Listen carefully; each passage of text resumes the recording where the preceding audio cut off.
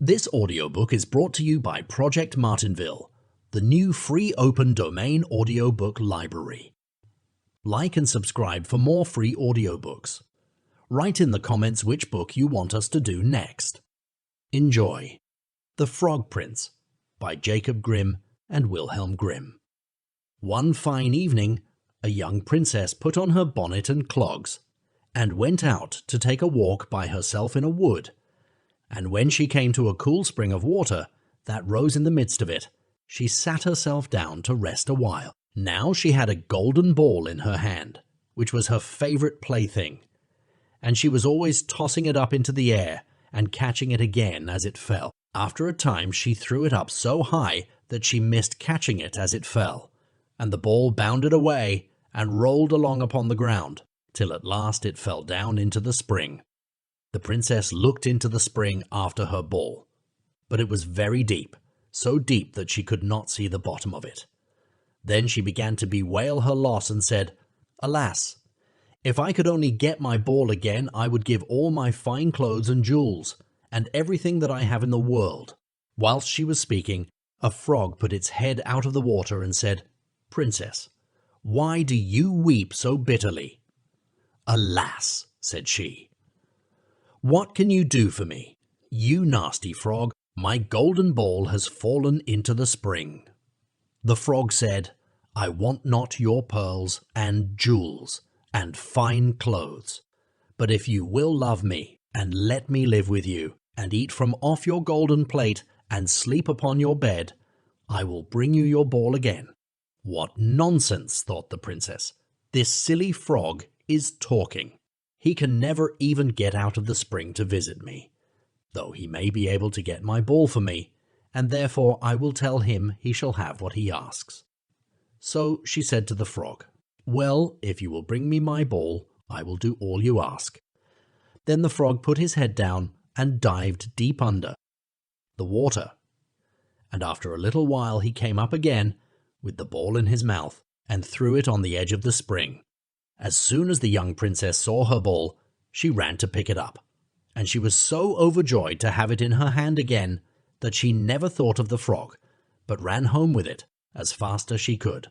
The frog called after her, "Stay, princess, and take me with you as you said," but she did not stop to hear a word. The next day, just as the princess had sat down to dinner, she heard a strange noise. Tap, tap, plash, plash, as if something was coming up the marble staircase, and soon afterwards there was a gentle knock at the door, and a little voice cried out and said, "Open the door, my princess dear, open the door to thy true love here, and mind the words that thou and I said by the fountain cool in the greenwood shade." Then the princess ran to the door and opened it, and there she saw the frog, whom she had quite forgotten. At this sight she was sadly frightened, and shutting the door as fast as she could came back to her seat. The king, her father, seeing that something had frightened her, asked her what was the matter. "There is a nasty frog," said she, "at the door, that lifted my ball for me out of the spring this morning. I told him that he should live with me here, thinking that he could never get out of the spring, but there he is at the door, and he wants to come in." While she was speaking, the frog knocked again at the door and said, "Open the door, my princess dear, open the door to thy true love here, and mind the words that thou and I said by the fountain cool in the greenwood shade." Then the king said to the young princess, "As you have given your word, you must keep it. So go and let him in." She did so, and the frog hopped into the room, and then straight on. Tap, tap, pash, plash, pash, plash, from the bottom of the room to the top, till he came up close to the table where the princess sat. "Pray lift me upon chair," said he to the princess, "and let me sit next to you." As soon as she had done this, the frog said, "Put your plate nearer to me, that I may eat out of it." This she did, and when he had eaten as much as he could, he said, "Now I am tired. Carry me upstairs and put me into your bed." And the princess, though very unwilling, took him up in her hand and put him upon the pillow of her own bed, where he slept all night long. As soon as it was light, he jumped up, hopped downstairs, and went out of the house. "Now then," thought the princess, "at last he is gone, and I shall be troubled with him no more." But she was mistaken. For when night came again, she heard the same tapping at the door, and the frog came once more and said, "Open the door, my princess dear. Open the door to thy true love here, and mind the words that thou and I said by the fountain cool in the greenwood shade." And when the princess opened the door, the frog came in and slept upon her pillow as before, till the morning broke. And the third night he did the same.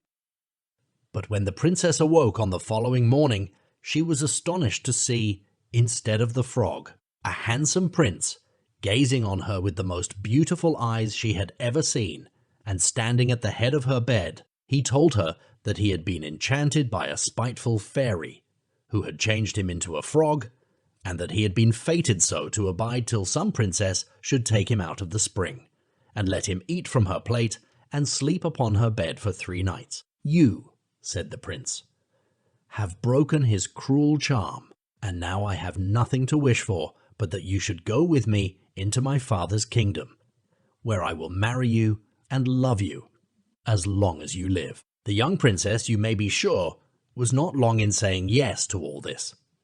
And as they spoke, a gay coach drove up, with 8 beautiful horses decked with plumes of feathers and a golden harness.